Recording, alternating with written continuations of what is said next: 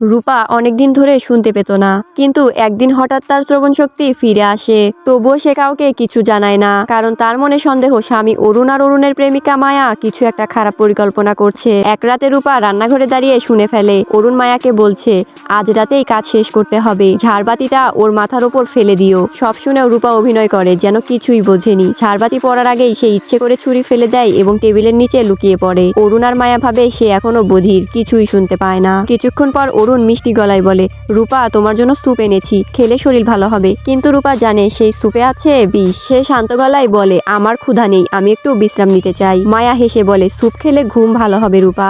আর কোনো উপায় না দেখে রূপা বলে, উফ বাটিটা তো খুব গরম, বলে ইচ্ছে করে স্যুপটা ফেলে দেয়। অরুণ আর মায়া রেগে যায়, কিন্তু তাদের কিছুই করার থাকে না। রূপা যখন সিঁড়ি বেয়ে উপরে উঠছে তখন হঠাৎ ছুরি হাতে তার দিকে ঝাঁপিয়ে পড়ে। অরুণ সঙ্গে সঙ্গে মায়াকে থামায়, বলে এখন না। কিন্তু মায়ার মনে সন্দেহ জন্মায়, রূপা নিশ্চয়ই শুনতে পাচ্ছে। সন্দেহ যাচাই করার জন্য মায়া রূপার বাবার স্মৃতিচিহ্ন একটি পুরনো কাঠের মূর্তি মাটিতে ভেঙে ফেলে দেয়। রূপার চোখে জল চলে আসে, বুকটা কেঁপে ওঠে, তবুও সে কিছুই বলে না, কারণ সে জানে এখন যদি সে গোপনটা প্রকাশ করে তাহলে বাঁচার আর কোনো পথ থাকবে না। চুপ করে অভিনয় করলেই সে বাঁচার উপায় খুঁজে পাবে।